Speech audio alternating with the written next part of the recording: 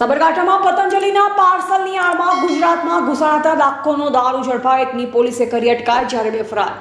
રાજસ્થાનથી ગુજરાતમાં ગેરકાયદેસર રીતે લાવવામાં આવી રહેલો લાખો રૂપિયાનો ભારતીય બનાવટના વિદેશી દારૂ સાબરકાંઠા પોલીસે ઝડપી પાડ્યો.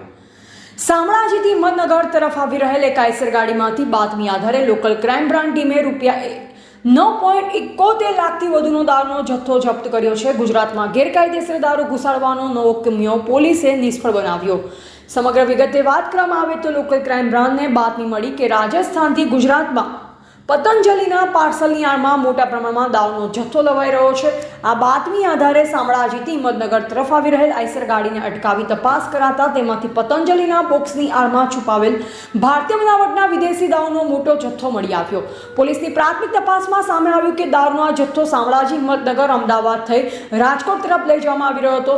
પોલીસે દારૂ ગાડી અને અન્ય મુદ્દામાલ સહિત કુલ ₹47.82 લાખથી વધુનો મુદ્દામાલ જપ્ત કર્યો. આ કેસમાં પોલીસે સુંદરલાલ આદરમ જાટ રહે દાવારકા તાલુકા ભાટડા જિલ્લા ચરખી દાદરી હરિયાણા નામના એક આરોપીની અટકાયત કરી છે, જ્યારે બસ્તીરામ જાટ રહે દિનોદ ભીવાની હરિયાણા સહિત અન્ય 2 ઇસમો ફરાર થવામાં સફળ રહ્યા.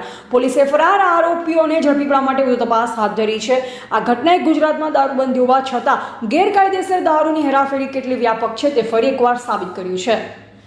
એવા રાજકમલસિંહ પરમાર, ભારતની અસ્મિતા, સાબરકાંઠા.